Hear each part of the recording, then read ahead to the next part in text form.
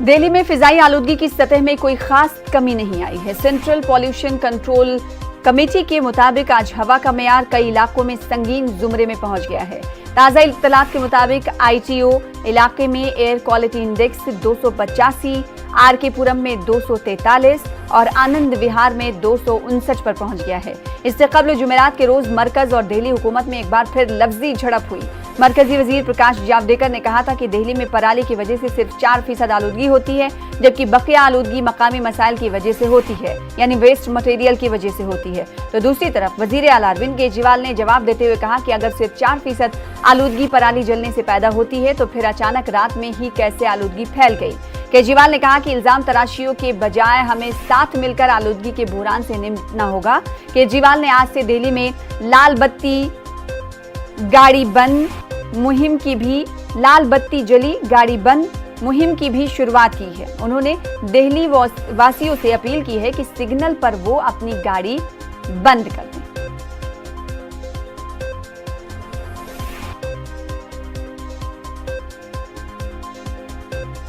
तो बहुत है, क्योंकि पोल्यूशन बढ़ेगा तो समझ लीजिए कि अस्थमा के जो पेशेंट हैं उनको थोड़ी प्रॉब्लम हो जाएगी, और साथ में और भी जो मतलब क्रॉनिक जो डिजीज़ हैं जिन लोगों को, उनको भी काफ़ी प्रॉब्लम हो जाएगी। और वैसे सांस लेना तो सबसे ज़रूरी है, ऑक्सीजन वगैरह आना चाहिए बॉडी में, बट अभी नहीं है तो थोड़ी बहुत दिक्कत तो अब शुरू हो गई है। लॉकडाउन का जो मुझे सबसे बड़ा फ़ायदा लगा वो सबसे पहले तो कोरोना से बचाव, और दूसरी बात ये जो पॉल्यूशन कम हुआ है, हमारा ट्रांसपोर्ट बंद हो गया था, प्लस में हमारी फैक्ट्रीज जो हैं जो पॉल्यूशन में बढ़ाने के लिए बहुत बड़ा एक मेजर रीज़न है, प्लस में आपका ये लगा लो जो परालियाँ जल रही हैं, बिल्कुल वो एक बहुत बड़ा कॉज है, तो वो बंद होना चाहिए। उसके लिए हमारे लीडर्स को, हमारे जितने भी पॉलिटिशियंस हैं, बड़े बड़े लीडर्स हैं, उनको एक मेजर एक्शन लेना पड़ेगा जिसकी वजह से ये कंट्रोल हो सके हमारा पॉल्यूशन। साइकिलिंग करते हो काफ़ी दिक्कत होती है, एक तो मास्क लगाना पड़ता है और मास्क उतारे पॉल्यूशन नहीं चलाने देता, तो काफ़ी इससे हमें ब्रीथिंग की प्रॉब्लम तो हो ही रही है।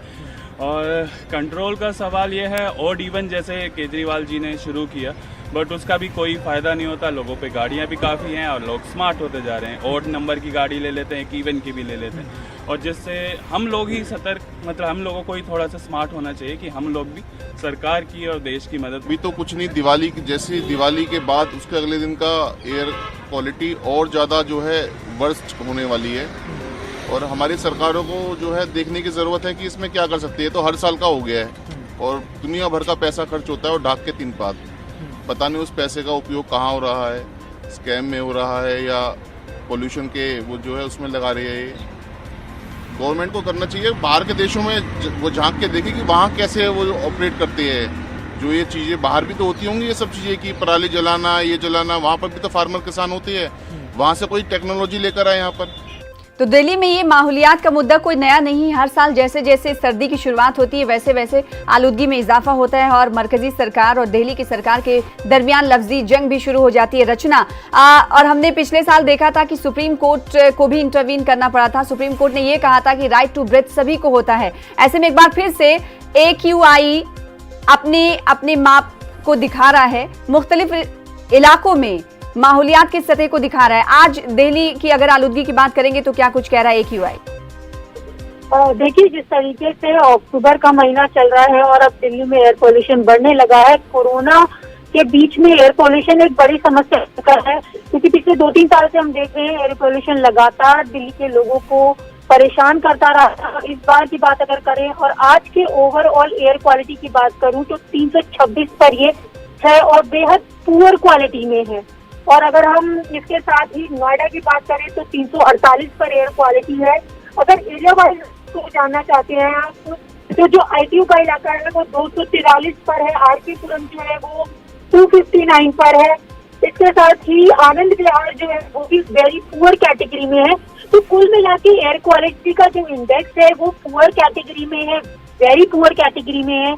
तो इसका मतलब ये है कि जो एयर क्वालिटी है वो बेहद ज्यादा खराब है, क्योंकि अगर हम ऊपर की तरफ देखें, आसमान की तरफ, जो एक सफेद रंग की लेयर जो हमें दिखाई दे रही है वो धुंध ना होके वो पोल्यूशन की लेयर है।